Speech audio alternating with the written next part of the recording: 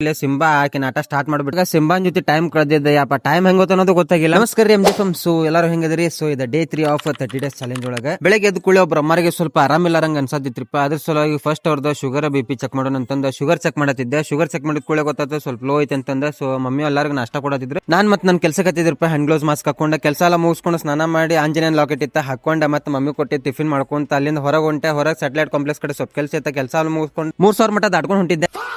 ಸಂತು ಮತ್ತೆ ಸುದೀಪ್ ಸಿಕ್ರೆ ಒಂದ್ ಗ್ಲಾಸ್ ಕಬ್ನಾಲ್ ಕೊಡೋದು. ಅಲ್ಲಿಂದ ಸೀದಾ ನಾನು ಬಂದಿದ್ದೆ ಆಶ್ರಮ ಕಡೆ ಬಂದ್ ನೋಡತ್ತೀನಿ ನನ್ ಸುಶಿ ಬಂದಾಡ್ರಿ. ಹೆಂಗ ಅದಿರಿ ಎಲ್ಲಾರು ಬಾಯ್ ಲಬ್ಬು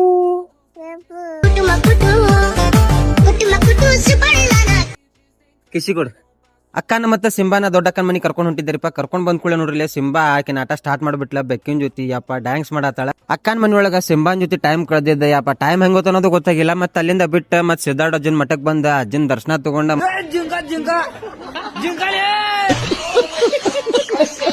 ಸೊ ಅಲ್ಲಿಂದ ಎಲ್ಲಾರು ಫ್ರೆಂಡ್ಸ್ ಎಲ್ಲ ಗಿರ್ಮಿಟ್ ತಿಂದ. ಅಲ್ಲಿಂದ ನಾನ್ ಸೀದಾ ಬಂದೆ ಆಶ್ರಮ ಕಡೆ. ಸೊ ಇವತ್ತೀಗ ಅಷ್ಟ ವಿಷಯ ಮತ್ ಸಿಗ್ತೇನಂತ್ರಿಪ್ಪ.